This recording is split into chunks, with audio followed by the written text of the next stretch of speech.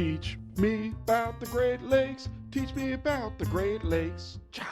Welcome back to Teach Me About the Great Lakes, a twice monthly podcast in which I, a Great Lakes novice, ask people who are smarter and harder working than I am to teach me all about the Great Lakes.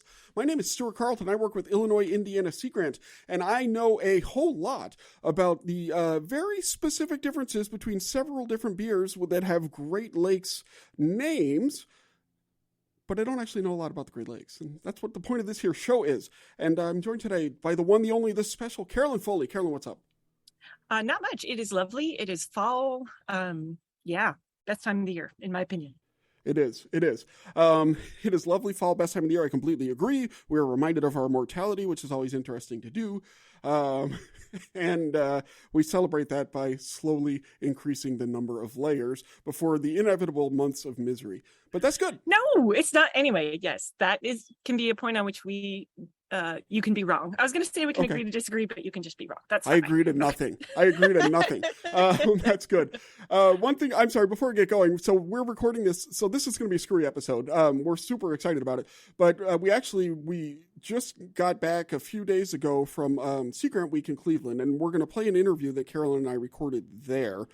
But as we're recording this now, it's September 28th, and the Hurricane Ian is in Florida right now.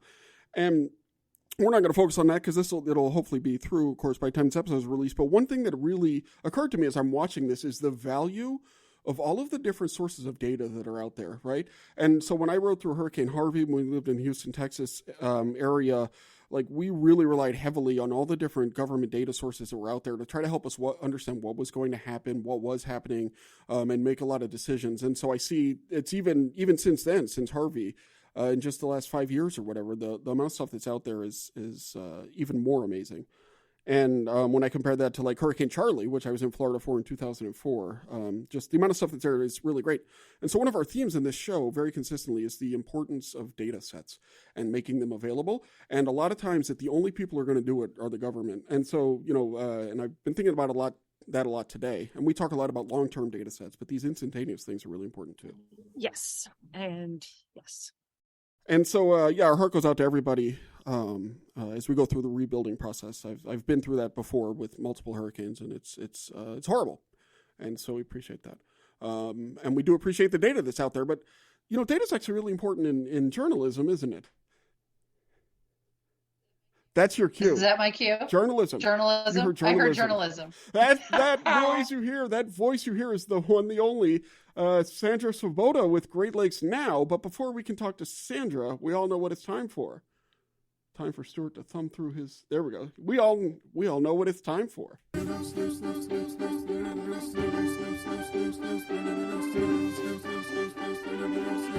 And now it's time for the Great Lakes News. Here's your host, Stuart Carlton. So that sound means that's right. It's time for the Great Lakes News. Sandra Svoboda of Great Lakes Now. News about the lakes you love. How are you today? I'm great. How are you, Stuart? I am also good. Thank you. And Carolyn, good to see you and hear you on the podcast. Yeah, nice to see you and chat with you again. So what do you have for us today? Yeah, so my understanding is, the Great Lakes News, the way this works, for people who are new to the news, we call them new newsies. The way that this works is Sandra comes with some undetermined number of news stories. I guess the number of news stories. And then she reads the news stories, and then we talk about them. And that's how it goes. All right, so I'm thinking today, Sandra, that you brought 3 stories. Oh, Stuart, you are so smart. Look at you. The most intelligent podcast host that's titled Teach Me About the Great Lakes. That's right. Well, lead host and executive producer. We can probably get people to sign off. Right. Okay, Perfect. Great. Okay, I bring you 3 stories today that all kind of represent different aspects and important ones of the Great Lakes. And I'm sorry, Stuart and Carolyn, they are not all science. But stand by. There is science. There's a good science one in here. Stand by for science. They should say that before the NASA thing launches. Like it's like the countdown 3, stand by for science, 3, 2, 1, rocket up in the air. That'll be awesome. I'm going to remember that. You might see that as a title on Great Lakes Now one of these days. Stand by for science. Okay, anyway, what we're really here for, it's teed up, is shipping. There is a new freighter on the Great Lakes. It is built by the Interlake Company out of Cleveland. And Stuart, I'm going to give you one guess of what was the last time that a cargo ship was built in the United States, in the Great Lakes region, to work on the Great Lakes. Oh, I actually know this, so that's not fair. It was 4 weeks ago. I saw this in the news. Well, before that one. Before that one. It was 2 years. 2 years. No, 2 wrong. Years. No. Multiply that by 18 and you would have it. It's been 36. about 36 years. No kidding. Yeah, since there was a new American-made ship. So this one is small. Everybody, freighter, Stuart, I know you're new to the Great Lakes, so I'm going to indulge you for a moment here. If you want to be a cool Great Lakes kid, one of the hobbies to have is freighter watching. There are actually live cams all around the region. We're actually, I hadn't even thought of this, but this is my shameless self-promotion out of the way right away. We are having a watch party about freighter watching, and you can come back to Great Lakes Now to we'll help you figure out some of the great places to do it. But, you can, a lot of places offshore, you can see them out on the lakes, but there are cities like Duluth and the locks at the Soo where you can get right up close and watch the freighters go through. Okay. So this idea of a new freighter. Hold on. So freighter watching, I just want to get this straight. So freighter watching, you go to like the lake shore or the locks in the case of the Soo. That's where the boats tend to be in the water. They do tend to be in the water, well, unless they're being built. And so then you watch the freighter go through the locks? Yes. Or you watch them go by down the river, or you just watch them go. It's awesome.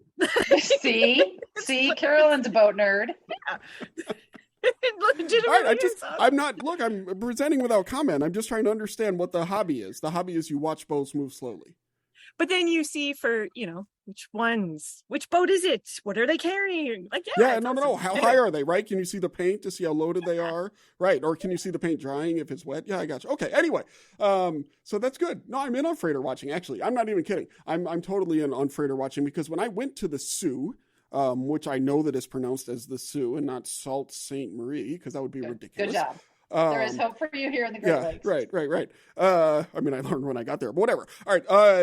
So I went to the Soo and they had these locks and there was a boat. And I spent, rather than go to the session I was supposed to be in, I watched the boat move through the locks. It was very exciting. Very exciting. See? Yeah, it's cool. I've actually been through the locks on a sailboat and that was almost as cool. Yeah, we went through east to west. So rose up however many feet. I felt like the animal at the zoo with all the people watching a little bit because there were all these people up on the deck and there were all of us on these boats before we did the Trans Superior race. But yeah, there are actually a series of live webcams that you can view all different places around the lakes.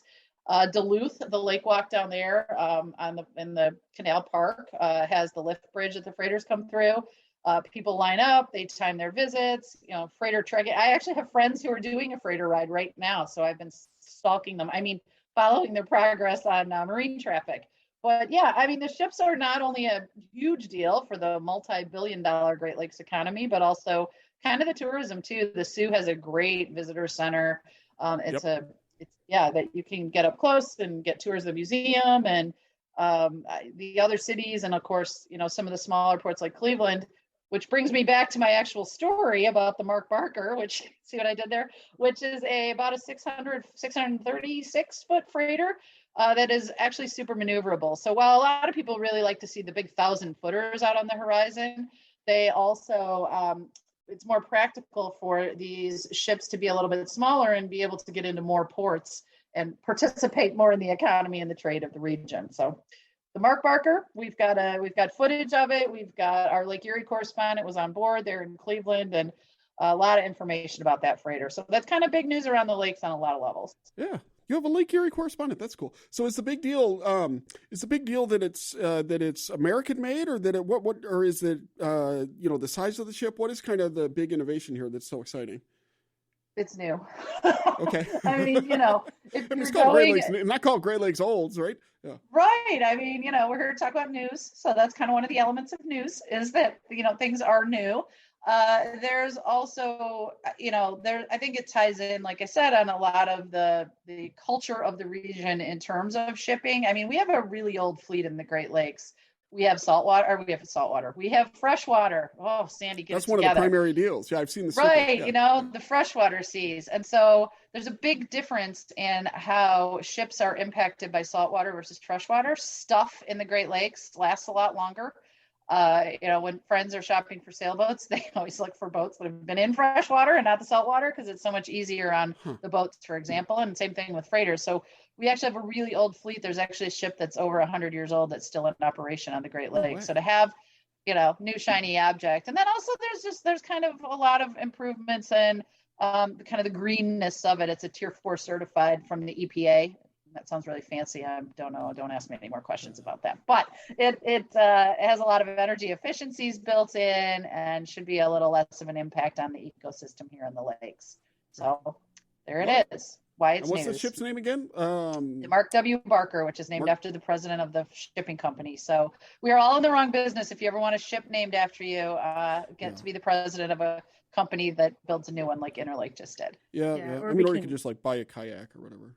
I'm not going to start talking about Bodie McBoatface because that would totally derail you from everything. I also want to talk about how when I worked in Florida, we used No, to every now and again no, get a we're new research boat, and so all we try to do is try to sneak goofy names past the administration. That was the deal. And so the one that they got by was the Mayaz Dragon, which nobody noticed.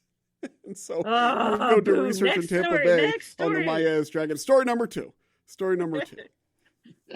All right, story number 2 brings us back to science. So this should make you happy, Stuart. We've actually had one of our correspondents. That's a really fancy name. I'm gonna call her that. So her name's Kathy Johnson, and she writes a column called "I Speak for the Fish," which is a whole other topic. But one of the things she did was went behind the scenes at the Royal Ontario Museum, looked at the fish collection, and it kind of got her thinking about all of the kind of specialties within fish science and the differences fish biologists and ichthyologists and museum curation versus being in the field. And so she did a really fun piece. She interviewed 4 different people around the region that work in that field, what it took to be a fish scientist, kind of what the parts of their jobs are. And I got to say, I'm thinking about switching careers. They get to sounds like they just drive boats and go to cool places. And so we're thinking maybe this story, maybe, you never know. You like to dream about your impact in journalism because we so rarely know what it actually is. So if any of you out there read that story and 20 years from now, your children go on to be Nobel-winning fish scientists because of what you read on Great Lakes Now, let us know about it. So looking to inspire and explain a little bit and kind of give you another view of fish science, I guess. Cool. The slightly less glamorous side is that sometimes your hands wind up smelling like fish because you have to grab them and you have to dissect them. And I once went to a wedding where everyone was the night before, everyone's showing off their manicures, and I'm hiding my hands because I'm pretty sure mine still smelled like fish, but I really loved it. So yeah, that is cool. And there are a ton of different types of fish science out there, and I love those stories. And I think I happened to see this one when it originally got posted, and so that is super cool. I'm glad to see it out there. And you should go check it out, everybody. Yeah, hope it inspires some youngsters it seems like every fish scientist I meet started fishing off a dock or pulling critters out of a creek or something like that. So it's nice to see where they all end up with fancy degrees and actual jobs. You know what's more, yeah. What's more exciting about that, though, or an exciting, what else is exciting about that would be another way to phrase that more smoothly, perhaps, is we work very closely with 2 fish scientists at Illinois Indiana Sea Grant, or in the Great Lakes Sea Grant Network, I suppose. And they are our own Doctors Fishes, Titus Seilheimer and Katie O'Reilly. Do you know them, Sandra? I do. Dr. Catfish is kind of my hero, Katie O'Reilly, and her Twitter handle. Yeah, they're both a lot. Actually, Titus is my hero because as far as I can tell, all he does is walk around different lakes and take videos. And I somehow gets paid. You should put them in your story. Anyway, I think we've shared some of his things on Twitter. He's shared our content and commented. So I think, they both have kind of perfect jobs. They're just out there making Twitter all the time and winning. podcast out there, making Twitter and winning. If we didn't already have a title, that could be our title for this episode. But the point is this, is that about a year ago, we did a live streaming thing with Titus and Katie called Ask Dr. Fish. And we had so much fun doing it that we've decided that we're going to make it its own thing. And so we are excited as part of the second show from the Goby Dog Media Network, which is what we call the overarching deal here. And so it's going to be Ask Dr. Fish. This is going to be live streaming. It's going to be the second Monday of every even month. The second Monday of every even month. Does that make sense? Every month is a lot of Dr. Fish, a lot of questions, but every other month seems probably about right. And so you can look down for a link in the show notes to the first one, which is going to be on October 10th. Yep, October 10th. At 11 a.m. Eastern. We're going to be live streaming, and it'll be released as a podcast the following week. And so it's going to have its own podcast feed. We'll give you the deals with that later. It hasn't been created yet. And we're also going to create like a main feed, a fire hose feed for all of the Goby Dog Media Network content. So if you just want to subscribe to one place and get it all, that's fine too. And so anyway, look, but if you have questions, this is the main reason I'm pointing. If you have questions, use the Twitter hashtag AskDrFish. Or send an email to askdrfish@gmail.com. And we don't, we want fish questions, we want science questions, and we want life questions. If you have those, just go ahead and ask Dr. Fish. Oh, sorry, I was typing. I'm already typing my questions to Dr. Already typing Fish. your questions. Doctor's Fish? Doctor's Fish? Doctor's Fishes. Doctor's Fishes, but it's really complicated. So scientists ichthyologists, which is what I studied under ichthyologists. They tend to use fishes, ES to refer to multiple fish of different species, right? So the challenge is that Titus and Katie are the same species, but anyway, Doctor's Fishes, that's what we go with. Ask them questions. Got it. Shut that up. Sounds fun. I'm going to check that out. You should. Do you have a third story, Sandra, before I just keep digging this hole? I do. And this one is going to distract all of us because it is about beer. Beer. Did I miss Willow? Willow? No, actually missed Willow. Anyway, what about beer?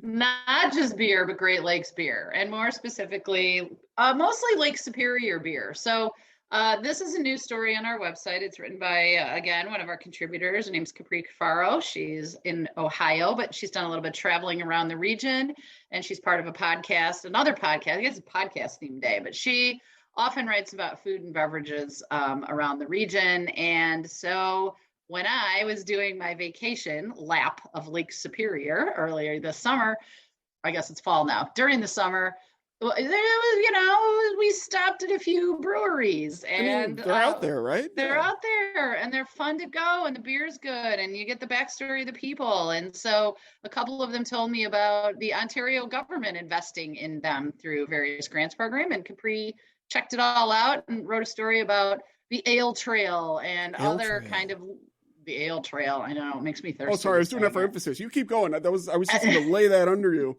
for emphasis without distracting you, so the audience, the listeners, would really be like, "Ooh, yeah, Ale Trail." I'm fully distracted by this entire topic of beer right now, Stuart. I don't even know. Great Lakes, oceans. What are we talking about? But We're talking about the Ale Trail. Yeah, in Ontario. In Ontario. In Ontario. No, so this is cool. So what is the Ale Trail? So yeah. you go and there's like a number of ale establishments that you can go have a beer at, I suppose. Oh, beer puns. Yes.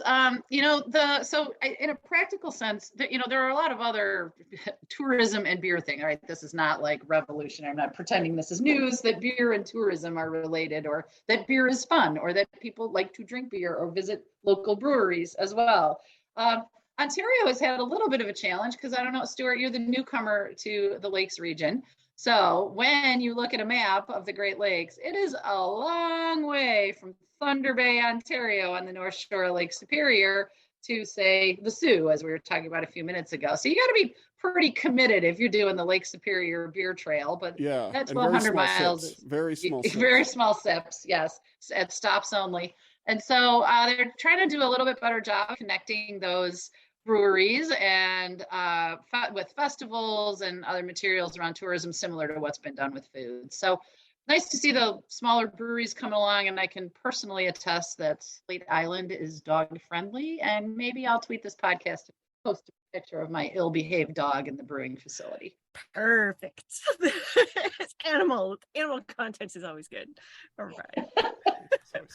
Well, that's great. Well, then, so we're gonna have to go check that out. So, Carolyn, I have a question. We're gonna be doing a live show in May, probably, right? This is not an official announcement, from Toronto, right?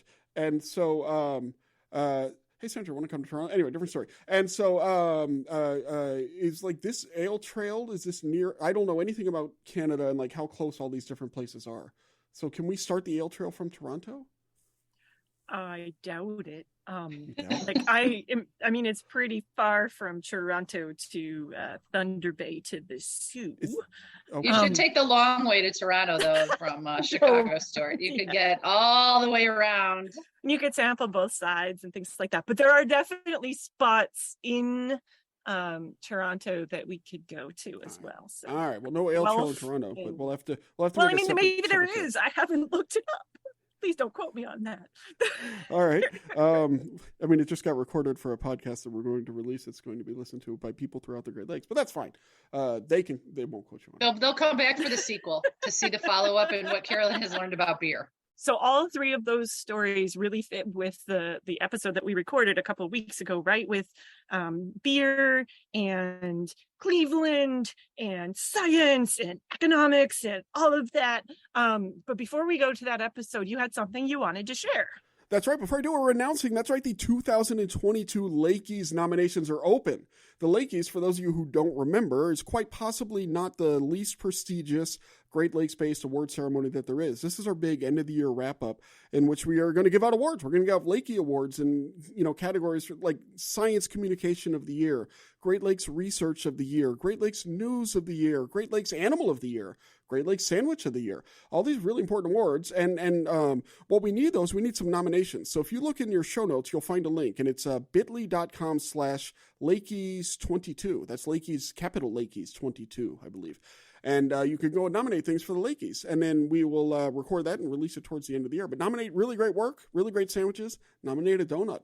And so, yeah, we're looking forward to that. Team donut. Yeah. If you're Team Donut. Or if you're not, I mean, you can still like a donut. The whole point of the question is... Yeah, you can like a donut and recognize that it's maybe not as awesome as a sandwich. Yeah, you're right, Carolyn. That's totally true. But first, Sandra, where can people go to find more news about the lakes they love? GreatLakesNow.org. You can link to all our social and our YouTube channel from there. Thanks, Stuart. Thanks, Carolyn. Yeah, that's fantastic. And then to take us out, here is the Great Lakes Now theme song written by the inimitable, so don't bother imitating him, Clint Carpenter.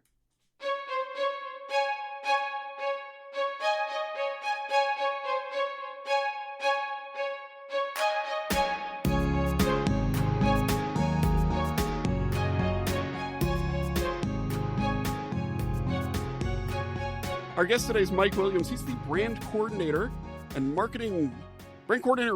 He's also a company educator and historian at Great Lakes Brewing Company in downtown Cleveland? No, what part of Cleveland? We're pretty close to downtown. We're in Ohio City. It's just on the west side of the Cuyahoga River. Just on the west side of the Cuyahoga River, which is not on fire. Not on fire. Not on fire. We fixed that. Yes, thanks. Well, we'll talk about that. Thanks to the Clean Water Act we learned today. Anyway, great. So, we're really excited to talk to Mike. Actually, as Carolyn and I were talking on the way over here, when we started this podcast 3 years ago, I guess, we had about 3 or 4 like must-hit guests or interviews or whatever, and number 1 and 2 were Great Lakes Brewing Company. I mean, largely, genuinely. Yeah, not even joking. Like in the original document, and 3 years in the making. Yeah, right? 3 years in the making. 3 years, fantastic. one pandemic, and so we're glad to be here at the Cool Education Center with some beautiful artwork. Our beer symposium, as we call it. Yeah, yes. The beer symposium. Love it. Well, so let's just start deep background. How did Great Lakes Brewing Company start? So we just had our 34th birthday. It was last week. It was 1 week ago today. So September 6th. Happy birthday. We opened up. Thank you. Yeah. Yes. I am 35, so I'm 1 year older than the brewery. I'm just outpacing the brewery by a year. So we got our start in September 88. We were founded by 2 guys. They're local guys, Pat and Dan Conway, big Irish family from the west side of town. And they kind of have a classic story, like a lot of the other brewers that opened up in the 80s, which, in the 80s, there was very little of what we call craft beer today. We would call them microbreweries back then. There are actually no breweries operating in the city of Cleveland. There's pretty much no beer being brewed in the entire state of Ohio. So Pat and Dan got this crazy idea for opening up a brewery from their travels in Europe. So, to get good beer, nothing wrong with light lager and stuff like that, but it's not super exciting. So to get that kind of beer, you had to go overseas, and they both did like a study abroad program while they were at Loyola Chicago.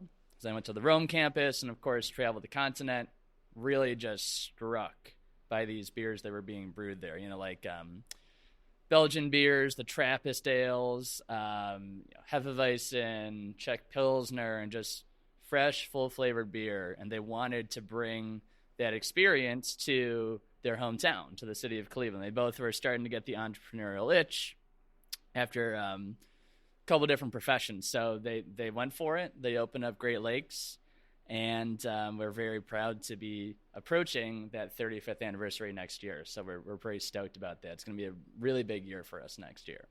So it's really thanks to those guys that we got our start. When we started, of course, everything was different in our industry. As I just mentioned, craft beer was not really a thing yet. So it was, I'd say it's never easy to open a small business. It certainly takes a good amount of capital to open a brewery today, but it's probably, banks are a little bit more, willing to write large loans for stainless steel and stuff today than they were in the 80s. So huge risk for the Conways. Obviously that paid off. We were very proud to be the 19th largest craft brewer in the country last year. That's out of 9,000, so pretty cool. Hey, holy cow! And top 0.2%. We love. I can't do math, so that's good. I can't. I'm actually, a philosophy guy. Yeah. No, actually, you know what? We're going to go ahead and go. No, never mind. We'll do it later. All right, great. Keep going.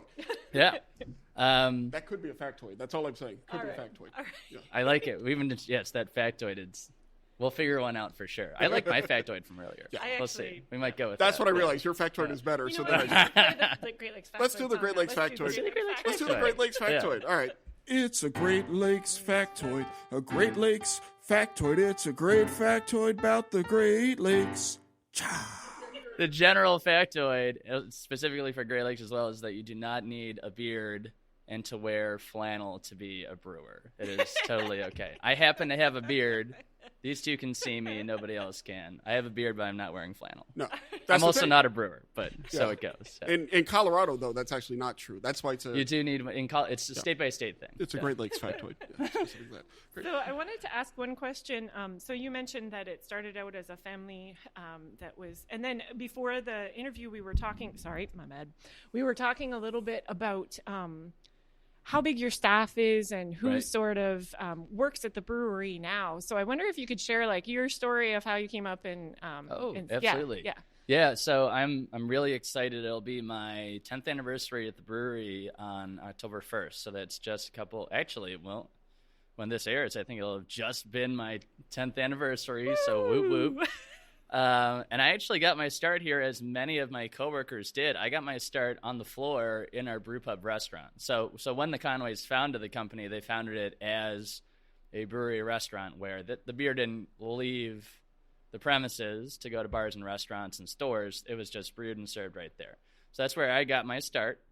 And I always wanted to be a teacher. And I had just kind of come out of school and all that and was waiting for an opportunity. And then realized that, I work at Great Lakes, so I can probably figure out something really cool here. And I became a server and then a public tour guide. And then in 2017, I took over all of the training efforts for the company. So staff training, working with some business partners, offering classes for the public and all that. So what's really cool is we're still an independent, family-owned, also an employee-owned company. So you guys are hanging out with a co-owner right now. Pretty cool, yeah, right? That is. So, right, mine was blown right there. Mines were blown. So it's pretty cool that, there's so much opportunity at a company like that. There's so much room for flexibility and mobility. So I'm happy to say that I am not the exception to the rule, that a lot of other people have developed really great careers here, starting off in a spot they might not have initially thought they would have had that. So it's pretty cool. That's really, really cool. So why the Great Lakes name? Sure. So we did have the advantage, in 1988, there were only like 100 breweries, so it wasn't like, oh man, they took all the names already. It was like it was a little easier back then. But we didn't choose Great Lakes for no reason. I believe the brothers had a couple other potential names floating around their heads, but they wanted to go with Great Lakes Brewing Company, in part because they had a pie in the sky notion that one day they would be able to distribute their beer all throughout the Great Lakes.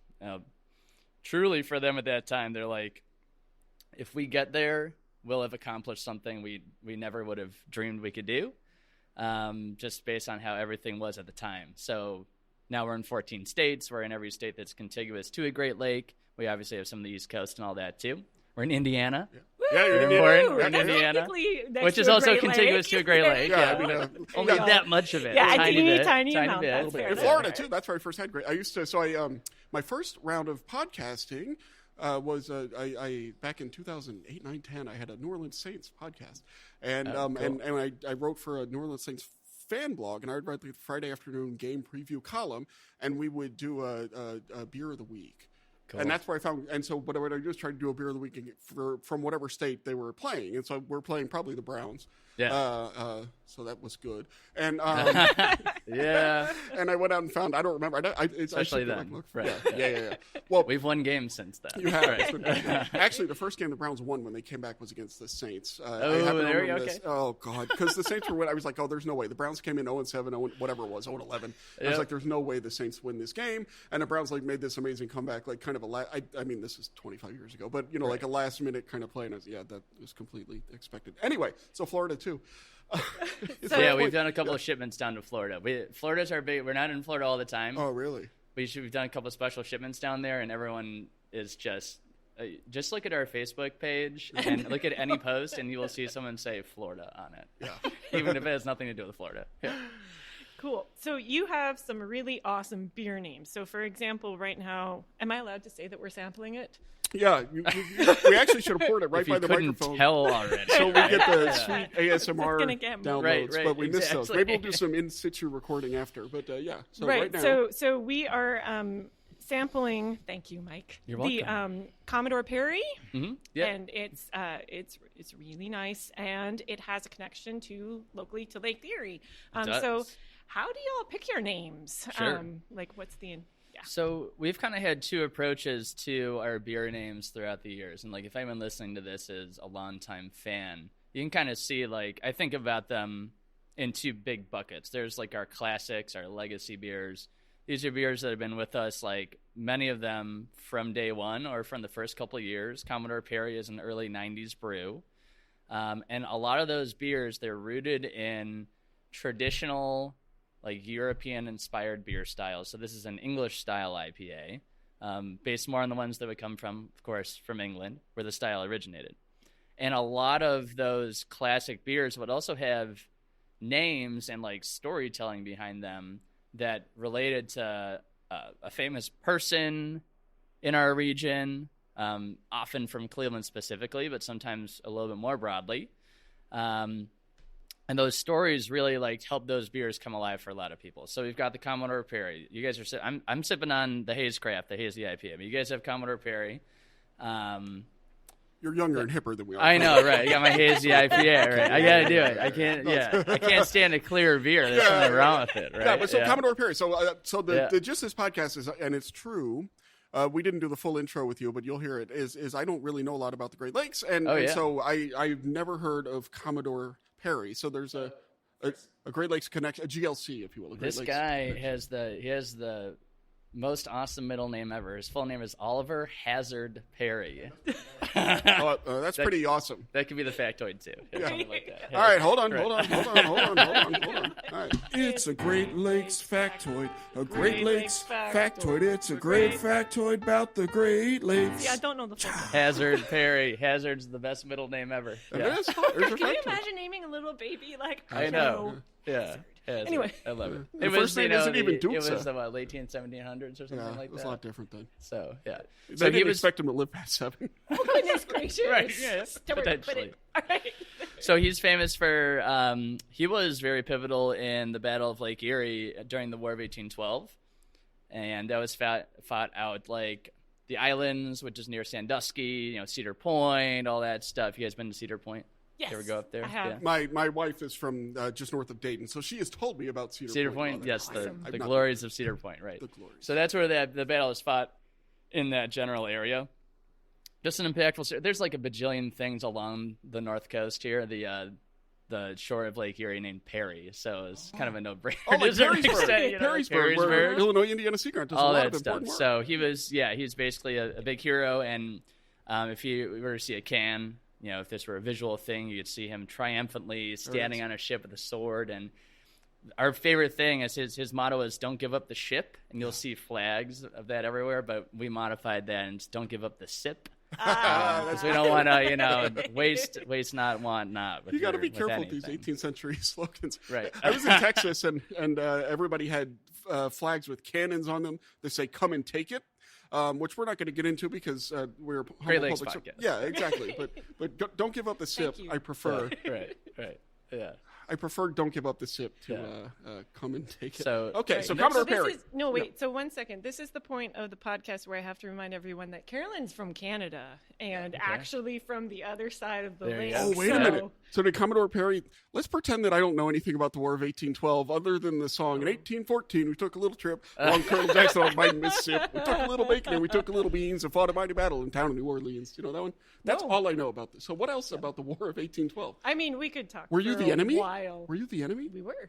Oh. Yes. I mean, There we go. things I probably you don't. Technically, You know what? Yeah, You know what? yeah. Tune in. Yeah, never mind on that. But no. But yeah. Awkward. But one of the That'll be for the one of history podcast. One of the coolest, like, kind of bizarre stories is like that, like the Western Lake Erie froze and people like walked across to try to go against each other and stuff like that. So, what? Oh, sorry, I'm getting away. We purchased you a microphone. Yeah, sorry.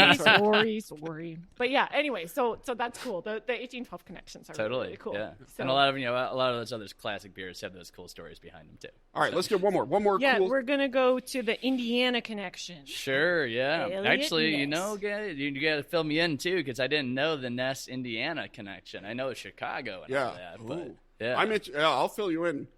First, you fill me in on who Elliot Ness Yeah, is. so Ness was Elliot Ness. He was he's famous for busting a lot of bootleggers like Al Capone and all that. So big time stuff. The Untouchables, the movie Untouchables. That was right? that That's Kevin about him. Costner? Yes. Yeah. Sorry. Yes, right. Firm answer. I'm not a movie buff, but right. Me yeah. either. But I'm aware of Kevin Costner. But I've told that story a million times about the Untouchables. But yeah, so I should probably rewatch it once. So he then, after he kind of got famous in Chicago, he came to Cleveland, which, remember, at that time, Cleveland was one of the biggest cities in the country. Yeah. Cleveland was like top 5 population-wise Oh, and stuff. hold on. So It's a Great Factoid. Lakes factoid. A Great Lakes factoid. It's a great factoid about the Great Lakes. Nice. There we go. Solid. All right. Anyway, so Elliot, they came to Cleveland. And he was our public safety director, so kind of a high-level, high-visibility position and all that. He ran for mayor a couple times, ran on the wrong ticket, so he had no chance of winning, but he ran. That's how big of a presence he was. And part of what's really cool is he drank at the bar that is now our main tap room. What? So that's it's so cool. right around, we're in the beer symposium. If you go out of here, hang left, hang another left, about a 20-second stumble, there is our main bar, which goes, the building goes back to the 1860s. The bar itself goes back to about 1901. And it's a really, really cool old school space that, of course, has some a touch of modern sleekness added to it, but it's maintained a lot of the integral structure from back then. So Ness is known to be a frequent consumer at that bar. He had his own stool and all that kind of stuff. And there are some bullet holes that are lodged in the walls of the bar space. No kidding. And they're rumored to be attached to Ness in some way. So the second cool connection that we have to him is that the co-owners, their mother was Ness's stenographer. So that's like 1 degree of separation right there, Wait. right? So That's bananas. Wait, how does that work with history? History is weird. So when was that? When was this nest situation? I This guess it is was like back 30s. Yeah, not that long ago. Yeah, I guess you're right. Pat and Dan are, I mean, we're talking 50s, 60s. Yeah, stuff like that. So, yeah. It's amazing how that. Yeah. Right. It That's seems like a long time ago, but it's does. really not. I went up It's really and not. I totally remember. I was at the University of Florida getting one of my too many degrees, and there was a guy in like one of the chemistry departments I was talking to who had like gone and attended a lecture by Einstein.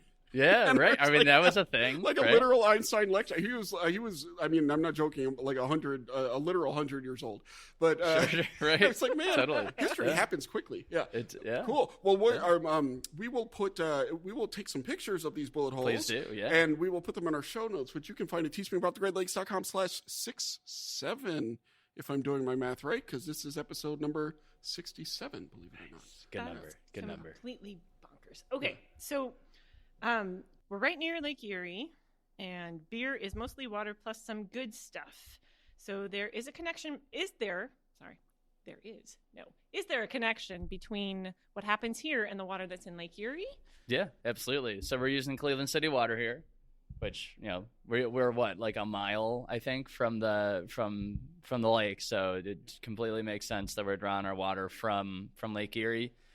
And we're lucky. It's not the case everywhere, but we actually do have Lake Erie is really good brewing water, as it is pretty much. We treat it, obviously. First of all, of course, the city does their own treatment, Right. stuff like that, for sanitation. When we bring it into the brewery, what we'll do is we'll do a charcoal filtration. That's to strip out chlorine. Obviously, you need that so that the water is not making us sick and all that. But throughout the brewing and fermentation process, chlorine reacting with certain compounds during fermentation would create this kind of like medicinal or smoky flavor. So we don't want that. So strip out the chlorine. And then stuff that's important for brewing water is the pH. And pH is like just a touch alkaline. We want a little bit of acidity through the brew house. So it's actually great. We don't have to modify it too much. We boost the calcium a little bit, which helps basically fermentation process and all that. Helps with like stability of the beer. And then it's pretty much ready to go. So we're lucky that we do have some really great water for brewing right here in our backyard. Yeah.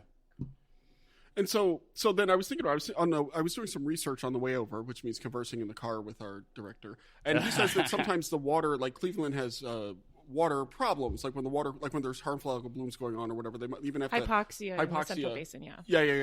They have to even shut down the water or something like that. Does that affect y'all, or what do y'all do about that? Or do you have do you have a water reservoir? We do. Yeah. I mean, we have a water tower that's not too far away that may be a backup. For that specific situation, I am not 100% familiar. The algal blooms and stuff, I think, is more a little bit... That's happened, like, I can think of, like, one or two times. Okay. Right. That's more like Toledo, though. Yeah. Right. So a little bit further to the west, I think, like closer to the Maumee and all that. Yeah, sure. Because Lake Erie, of course, is the shallowest of the Great Lakes. And is it? Yeah. if I'm not mistaken, the deep part is further east, and then the further west you go, it gets more and more shallow. So I think it's more of a problem out west because of that. Yeah. So you guys, we haven't had to deal with that. Thanks, Thomas. We've had pink water and stuff sometimes. I don't know. But what is pink water? Hold on. No, you can't drop a pink water bomb and not tell us what pink water is. No, it was totally this city told us it was something totally harmless. Something involved with that sanitation and stuff like that. Yeah. Fair enough. Yeah. So, yeah. So you also totally fine. Totally fine. No pink beer. Yeah. You also have something called the Great Lakes Burning River Fest. Can you tell us about that? We do, yeah. So in part because we have this extremely valuable resource right here, a mile away, and it's also very much because of how Pat and Dan operate. Water stewardship in particular, but also general environmental stewardship is something that's very important for the company overall. So the Conways, this triple bottom line philosophy is something that, of course, other companies have used too. We were able to take particular advantage of it and have little waves on our logo for a number of years. We've streamlined that, but it is something that matters very deeply personally to the Conways is, yes, of course, having a profitable business where you're able to give a lot of people meaningful work and all that stuff, but at the same time, also doing your part to protect the environment and of course also to support your local community and social structure and stuff like that. So one of the biggest ways that we have given back to specifically water stewardship is through the Burning River Festival. So that started in 2001. It was actually held in the brewery itself. We're pretty much just a city block, but at that time we had just opened that facility and there's still a lot of room. We make a lot more beer now, so there's a lot more tanks. So there's a lot more tanks, and so we moved. I believe the festival has been in a couple different locations, but in my memory, it's been at the historic Coast Guard station, which is right at the mouth of the Cuyahoga River. Of course, also an essential water resource for us here in Cleveland, and it's a really stunning scene. So obviously, we have not been able to host that the past 3 years. Man. Ooh, crazy. 2019 was the last one, which was kind of cool because it was the 50th anniversary of that whole, the river fire stuff. Oh, we'll yeah. We'll get.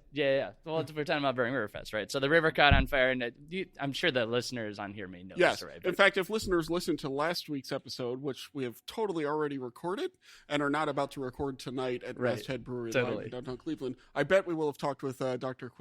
Winslow about the burning Cuyahoga River. Yep. Now you're building in what we have to talk about. All right. But anyway, go ahead. But yeah. So I don't need to tell the Burning River story? No, I'll tell it. I'm going to tell the Great Lakes way, all right? Yeah. Exactly. Yeah. So the river, in Cleveland. The river was angry that day. The river caught on fire a number of times.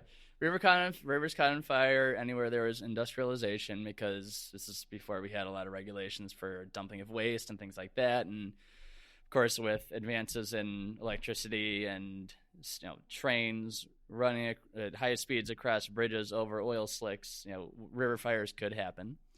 And my knowledge is there are probably 12 or 13 that happened in Cleveland, but this was not. Again, we're just talking history, right? This is 50 years. This is barely 50 years ago, and this was common, right? That my parents are 20 by that point. Yeah, no, that's something I found out. Yeah, it's crazy. You hear about the Cuyahoga River. I thought it caught on fire once, but no. It's number of times, and again, it's happened all over the place. We got not just the Cuyahoga. We got particular notoriety. The way I've learned about it is it was featured in Time magazine and the Lunar Landing edition or something like that. So of course that's Cleveland's luck, right? There's a river fire. Yeah. They showed a picture of a fire that from years ago that was much worse. But the reason why, so we like to take bad stuff and make good out of it. Clevelanders were very essential under, I believe, Carl Stokes, the mayor at the time, were very influential in pushing, pressuring federal government to get the Clean Water Act passed and kind of modernizing the EPA. And then we've taken that theme for the Burning River beer generally, but also specifically for the festival. So it's a cool fest. Crossing fingers that 2023 is the year. We'll see. We'll wait. But things seem to be, we're in a pretty solid place. So we're hopeful it can happen next year. But it's basically music, local vendors, food, a bunch of our beer, beautiful setting, and we've raised something like almost $700,000 for water stewardship and other local nonprofit causes. That is awesome. Pretty cool. Yeah, I think about that a lot, the tension sort of between, doing good and doing well, I guess. And I know people say you can do both, right? But do y'all think about this is something you're kind of passionate about. How do you kind of decide, what do I want to say? How do you decide how much of your corporate weight to put behind these sorts of initiatives, sure. I guess? It's tough. It's definitely tough. And, those who above my pay grade know more about this than I do and all that, right? But generally, they don't answer our email, so. Well, that's how you go to us, right? That's perfect. Yeah. You got to email that media account, and then you get us to me, right? Yeah. To my knowledge, my experience with how we do balance that triple bottom line. Did we say what the triple bottom line is? No, we What's didn't. the triple bottom line? I kind of briefly alluded to it, but it's having an economically profitable business while also maintaining environmental and social stewardship, basically.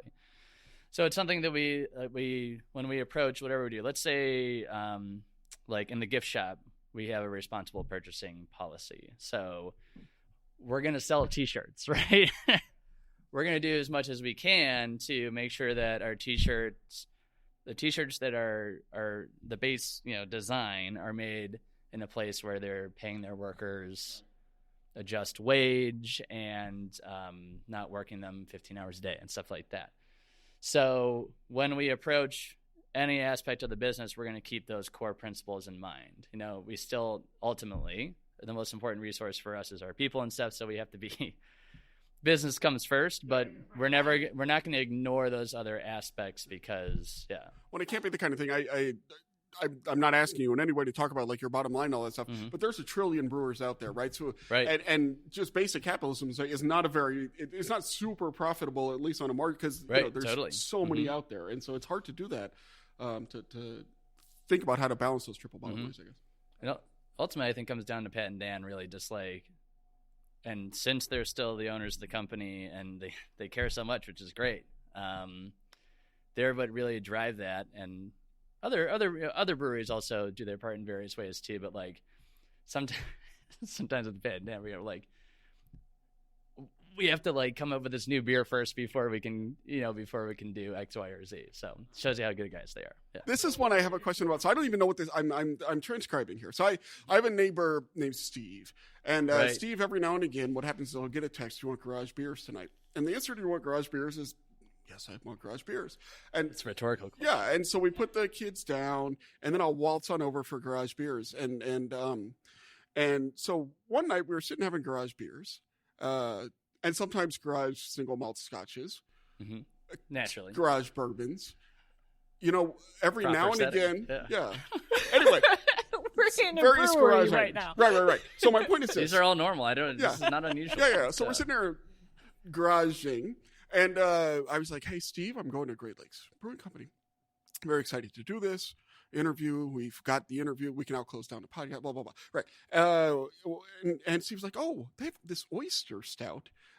All right. Well, first of all, what is oyster stout? And second of all, why doesn't it taste like oysters? Oysters. Yeah. So, yes. So every once in a while, it's always fun when someone, again, like via social media, will like email our general inbox naming X beer that I haven't thought about for like 7 years. Like, oh, that beer. Yeah.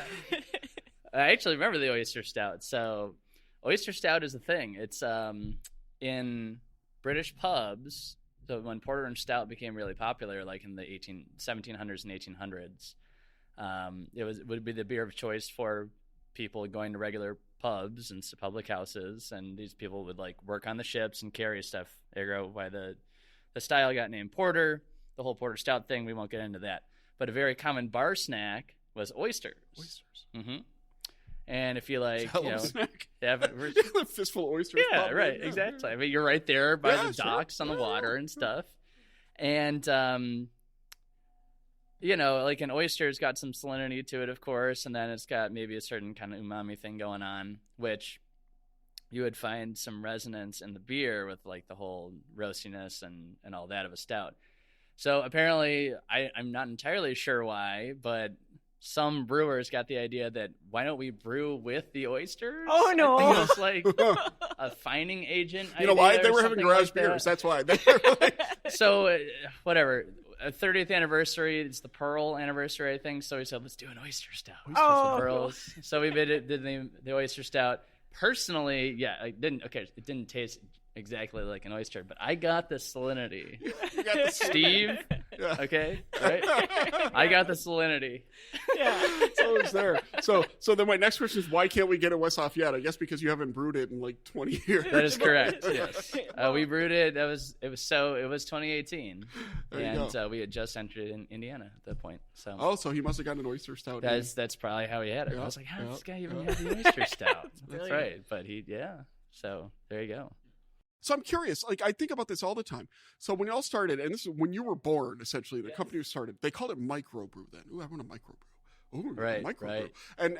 And there was Sam Adams, who for my money is the most valuable brewer in America, because you can go to any small town and get a Sam Adams and you know that their Boston lager is a solid beer. And it's totally. Yeah. But since then it's really expanded, right? And so you served as this Commodore Perry, which is no wonder it's to my palate. It's an older beer, you said, right? And so my beer tastes like my music tastes, frozen about 2004. And I'm like, why should I ever? So no hazy this? IPAs for Well, you. I mean, it's fine, but I'm See, like, I I just go for hazy IPAs I just need a nice, sometimes. well Young balanced whippersnapper like me wants the haze. Yeah, crap. exactly. Right. But so what kind of changes have you seen, or if you could speak to this? Is Oh, of course, yeah. It feels like is it really cutthroat now compared to how it was, or like is it harder to do because you have to be more competitive, or Sure. Yeah. There's definitely more competition. So, and I'm the history guy here too. So we talk about this stuff all the time, especially with new staff trainings and stuff, to give our employees or employee owners context about, why we operated like we did before with a lot of those classic beers, and why we're operating like we do today with the hazy, and we have like this citrus wheat called Crushworthy that's totally targeted towards somebody that we never would have thought of targeting before, just because of how things have changed. So like 80s, again, very little beer out there. Most of it was light lagers.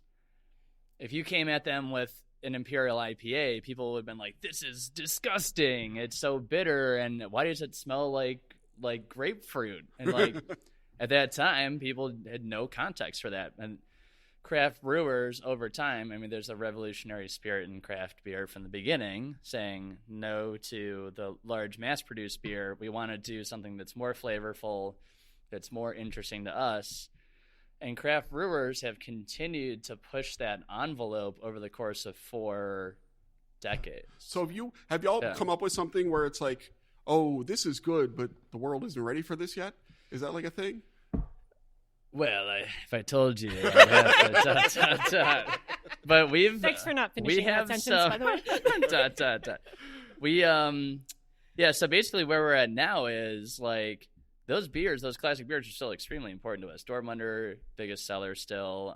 Evan Fitzgerald has such a Elliott Ness too. If you go outside of Cleveland, those beers are some of our bigger beers. But here in Cleveland, like because of what you guys have brought up, competition, there's 10 breweries in the neighborhood we're in right now in Ohio City. And there are other people out there also making really good beer and that have cool packaging that really catches people's eyes. So we've had to evolve and adapt as a brewery as well. And while, of course, we still have that rock solid foundation of the classics that got us here, we've also adapted because of those circumstances and because people change throughout time. The people... those young kids, those 23-year-olds, they want their seltzers and whatever else, right? So like we have to be thinking in that mindset of we would never want to rest on our laurels anyways, right? We don't want to just say, oh, well, Dortmunder is great and it got us here, so why change? We want any good craft brewer is going to want to continue to push the envelope and do the hazy IPA or the tropical stuff or Imperial IPAs, all that stuff that we've gotten into over the past couple of years. So it's more fun for us too. Like I love the classics, but you want to do it, right? Like we're creators. Like we want to make the new stuff too and get excited about it. Right. And then, it's cool to be adaptive and try to change stuff. Mm-hmm. Yeah. The key for us is both, right? Yeah. Have both within reason, within proper balance and all that, but we didn't ditch our past. Yeah. Right. But we're still going to try to blaze the trail forward. Makes sense. So what's something that you like to... Thinking about this, you're the historian, right? Mm-hmm. And again, all of this will probably be, it's fine. I know. No, that one, But something I was thinking about, Carolyn and I were talking about this the other day, and she's like, I would really want to just nerd out about the history stuff. So if I asked you to nerd out about the history stuff or the beer stuff or or whatever. one thing that you want to nerd out about. Yeah, what is something you want to nerd out about? Oh, my goodness. That you like to nerd out about? And then we'll give you 30 seconds. Man, I mean, I could go so many different ways with this. I always love nerding out about sensory stuff, all the different, the way we perceive flavor. And give me that. I should have brought jelly beans for you guys. I mean, generally speaking, that's true. Anybody should. Yeah. Okay, but tell me about the sensory stuff. We do this fun trick, we do this fun trick for pretty much any training. It always gets people. It's great where we're demonstrating about how we taste. And of course, this is for everything, not just beer. But I mean, if you're tasting, might as well be beer. Right. I agree. I wholeheartedly agree. Or cheese is also good. Yeah.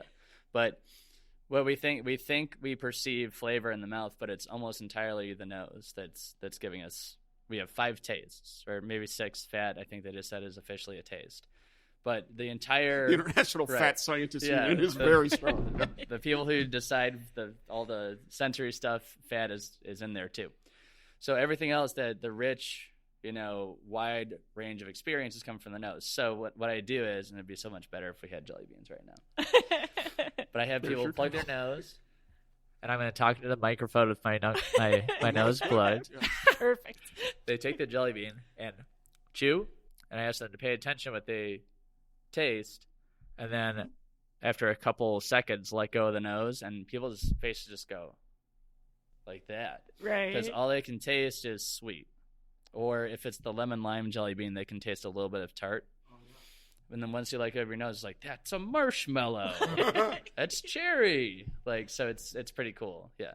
That applies for everything, but that's why we always recommend, I've poured you guys beers in a cup rather than drinking from a can or something like that, so you can really smell that beer. Yeah. Right. That's that gross sensory butter nerding. popcorn. Yeah. No, that's excellent. All right, That's great. perfect. So we talked a minute. One thing we talked about, thinking about water and your water usage and things like that.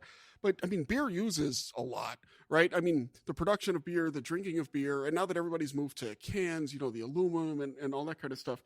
Is there stuff that y'all do? So but a lot of the beer companies are really forward thinking too, right? And so we talked before that the tension between like profits and doing good, right. But in other places like the tension between wanting to produce awesome beer, but that uses a keg load of resources, right? And so I don't know. So what do y'all do to like try to reduce that? Is there anything you do? And is there anything that you're sort of particularly proud of? Sure. Yeah. There's a lot we do around the brewery, and some of this stuff's been going on for some time with the Conway mentality to preserve that precious resource that we have just a mile away. So there's some stuff in the pub, as simple as some restaurants automatically bring a water out and stuff. Like we can usually wait for upon request. We have a rain barrel outside, collects rain.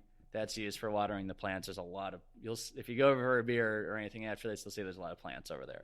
But it's the brewery across the street that produces like just hundreds and thousands of barrels of beer every year. Where right, you mean the actual brewing production facility? Right, the production facility is close to the restaurant. Secret place. Yeah. Because obviously there's a lot of liquid involved with brewing the beer. Each batch is 75 barrels, 31 gallons to a barrel, so it's a lot of water. But like we do 10 times as much cleaning as we do brewing. So that's a lot of, if anyone out there is listening to this and they think they want to get into brewing, right. I hope you like cleaning, because that is most of what it is. Which makes the beard thing complicated. Yeah, right? Right. So obviously from many perspectives, we want to reduce our water usage as much as possible. So some ways we do that. I was just talking with our maintenance and engineering director earlier today, and I had to give him this shout for this because it kind of blew my mind. So we made a change in the filtration system that I guess is saving us like 1 million gallons of water a year. That's brilliant. That's He awesome. put 6 zeros on there, so it seems like a lot of water, right? Yeah, a little bit. And it's simply just by replacing like a city water cooled piece of equipment with like a closed loop cooling system, something like that. So some of this stuff is almost like laughably small tweaks you have to make, and we're like, oh, my goodness, we're saving literally 1 million gallons of water. So, but some of the other stuff we've done for a while is like sanitation, again, being huge. We rinse each bottle out before we fill it. Why let that water just go down the drain when it's perfectly usable again? So we take that, pressurize it, and then use it to cool the vacuum pump, which helps out with filtration. Something that's probably a little more common for other breweries is there's a part in the brewing process where we go from hot to cold very quickly. So when you're brewing, there's heating up to like 150 degrees, and then there's boiling, and then after the boil, we start to let the beer cool and then very rapidly chill it. Do that through a counterflow mechanism where we're shooting cold water one way, and of course that intersection right there is going to take the heat from the eventual beer and transfer it to that colder water. So it chills what becomes the beer. That water that then got heated up goes back to the brew house and is reused. So we're definitely mindful as much as we can be of reusing those resources as much as we can. Tons of other stuff we do for reducing and reusing too.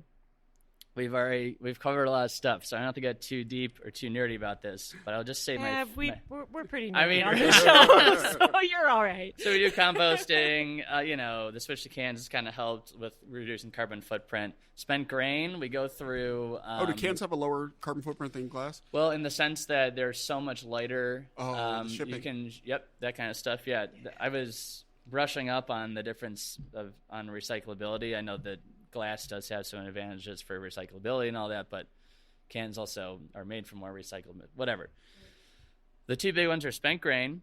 We have about 150,000 pounds of grain after we're done brewing every week that goes to a local cattle farmer. So, helps us not have to dispose of it somewhere. It obviously goes to his cattle.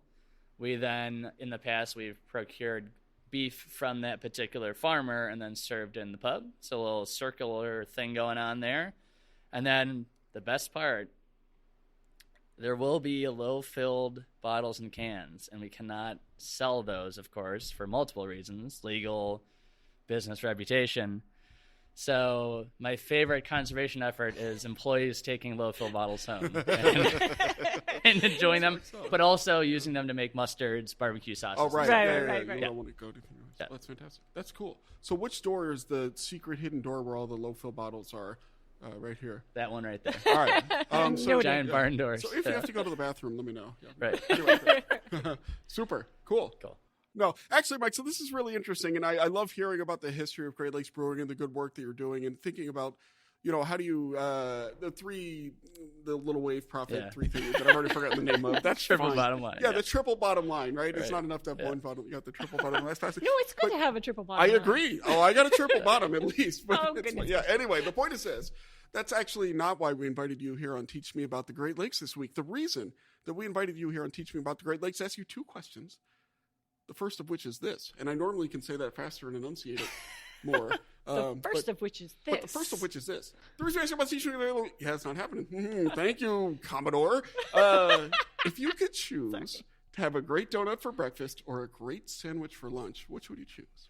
It is unequivocally the sandwich. Unequivocally the sandwich all the way. My brother's the donut guy, and I'm the sandwich guy. Oh, there you go. You have like a little thing. thing. Have a balance. Okay. And I love thinking about sandwich construction. That's very important. Hold on now. We asked you to nerd out. You didn't tell me about the sandwich situation. Right. All right. Well, you just can't throw the stuff on there willy-nilly. Let's layer a meat and then a cheese, and depending on what kind of sandwich it is, the lettuce and tomato could be on the bottom. This is my question. On the top. Yeah, no, I'm dead serious. I've been thinking about this a lot because it's tomato season, right?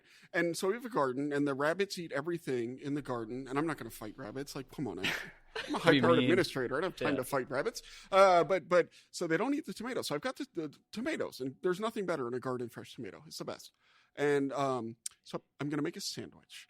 And I never know, should it go under the cheese or over the cheese? So do you have a thought on, for any kind of, a normal turkey sandwich or, Yeah, I do over the for that, So you go bread? You got a cheddar or a Swiss, or is it a more mild cheese, stuff like that? Yeah. So mild cheese would go on top? Maybe in the bottom. So you can, it's all about, I think of impact of what's actually going on my palate and stuff. Some more intense up top. Oh my god! All right, awesome. So you no. Okay, good. So you can ask me about beer, but forget it. Sandwich. The rest of the podcast is now deleted. So No, wait. Aren't you going to ask? We're actually in Cleveland. No, right I'm going to ask that, but I'm not ready to get to that question yet. I'm still trying to build my. Trying to rein you in, man. I know you're trying to rein me in. I can't be reined in. I can't do it. You got to lash me to the mast of the Edmund Fitzgerald. Okay, fine. No, I'm not going to do that. No. We'll talk sandwiches later. So The thing is this, though, is that we're in Cleveland right now, as Carolyn has pointed out. If that made it into the thing, Quinn, I would ask you to think carefully. Please do it, Quinn. But the point is this. Tomorrow, I'm going to have to leave Sea Grant Week. Very sad, early. Carolyn has already expressed dismay. It's true. Yeah. Anyway, the point is this. Before I go, I'm going to get a sandwich, right? Okay. Yeah. I'm going to get a sandwich. Where should I go, and what sandwich should I get? Okay. So, one of the famous sandwich places is Slyman's Deli, and it's classic corned beef, all that kind of stuff. So I would just, they're this big. Go to Slyman's. Yeah. All right. He's holding up his hands, and they're a good 6-8 inches apart. Yeah, that's. the size of a pint of beer. It's a lot of good sandwiches in Cleveland, but that's all right. Sliman's Deli, going to get the corned beef. Near East Side. Yeah, not too actually pretty close to where you guys would be. Done. Yeah. Right. Done. 30th and Superior or something like that. Yeah. Okay. Cool. Pretty Does close. it have Fruit Loops or mac and cheese on it? No, No. Okay. he's good. giving grief about what we. There's this hot had dog. to We eat were at the Jacobs Guardians Field game? last night, except Happy not Dog, Jacobs Field yeah. anymore. Yeah.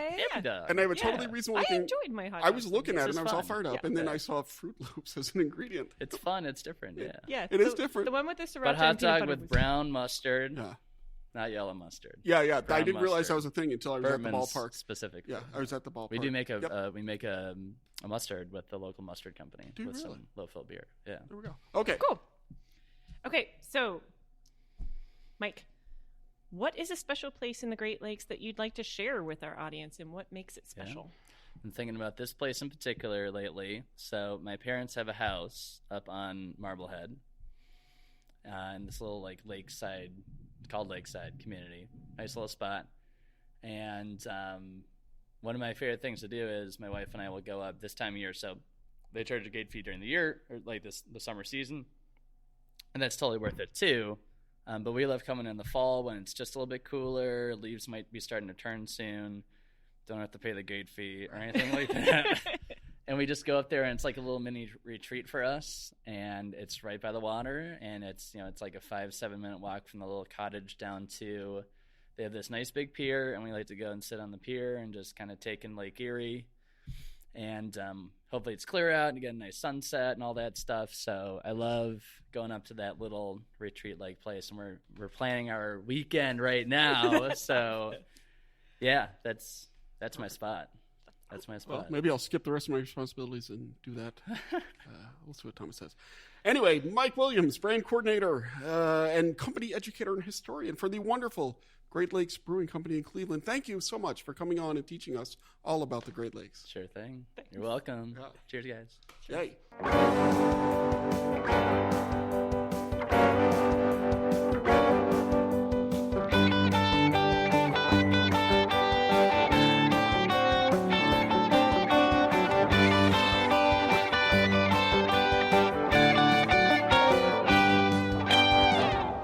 What a fascinating conversation, and I'm so glad to finally, after 3 years, nail the one interview that we wanted to get.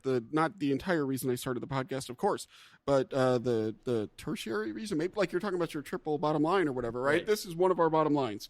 Was we just want to go to Lake Pittsburgh. I mean, it's fun. Yeah, it's fun. And one of the things we talk about a lot is the need for we want a culture of the Great Lakes being an amazing resource. And so this is in addition to the good beer, the cultural resource aspect of it, I think is good. Right, and I'm going to go ahead and say, we still got to nerd out. And we still got to nerd out. We were wondering if we'd get to nerd out. Yeah. We're hoping. Certainly. Yeah. Great. Oh, Carolyn, my goodness. Yeah. Here we are, recording the outro right in line as we always do. And I just realized we didn't pick up the Elliot Ness connection. So realistically, I sort of made a assumption that I should look up, and if I find something, we'll put it in the show notes at teachmeaboutthegreatlakes.com/67. Is that what we said? Yeah. So I mean, there's a huge connection from the mob activity in Chicago and people who would kind of head downstate to Terre Haute in Indiana or over to I'm not going to get it right. It's either Greenbush or Greenfield, where people would go and they would hide out and stuff like that. So I sort of assumed that there was an Indiana connection, that Elliot Ness was maybe so. You know what this sounds like? them. What? Fodder for a future episode. Potentially. But until then, Teach Me About the Great Lakes is brought to you by the fine people at Illinois Indiana Sea Grant. And we encourage you to check out the great work we do at iiseagrant.org and ILIN Sea Grant on Facebook, Twitter, and other social media. Teach Me About the Great Lakes is produced by Hope Charters, Carolyn Foley, Megan Gunn, and Irene Miles. Ethan Chitty is our associate producer and our fixer. Our super fun podcast artwork by Joel Davenport. The show is edited by the awesome Quinn Rose. Thank you, Quinn. And I encourage you to check out her work at aspiringrobot.com. I wonder if... Never mind. If you have a question or comment about the show, please email it to teachmeaboutthegreatlakes@gmail.com or leave a message on our hotline at 765-496-IISG for Illinois Indiana Sea Grant. You can also follow the show on Twitter at Teach Great Lakes. Hey, thanks for listening. keep grading those lakes.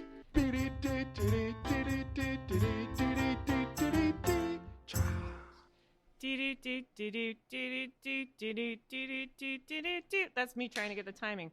So, Mike, we totally forgot, because we do this periodically. We forgot to ask, where can people learn more about what's happening at Great Lakes Brewing? Well, you can learn. Post-credits segment here is going to be so long. Oh my God. Because we normally, like, if something is way off topic, but it's still kind of fun, we'll put it after the credits. Yeah. Right. Or if we totally botch something, that's fine. So No, anyway, I think the rest of it's okay. Two-thirds of the podcast will be after the credits. That's not true. That's not true. Just It'll this be the part, best I think. two-thirds, though, like is the it. thing. Anyway, where can people go to learn more about the awesome stuff that y'all are doing? Oh, our website is lovely, www.greatlakesbrewing.com. We are on all of the socials, Facebook and Twitter. Facebook is Great Lakes Brewing Co. Just put us in the search. Yeah. You know? And Instagram, Twitter would be GLBC_Cleveland.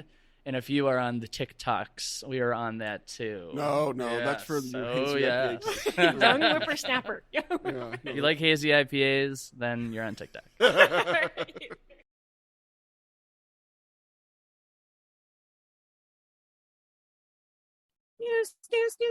We can't actually hear it, but that's okay because it's recording on yours.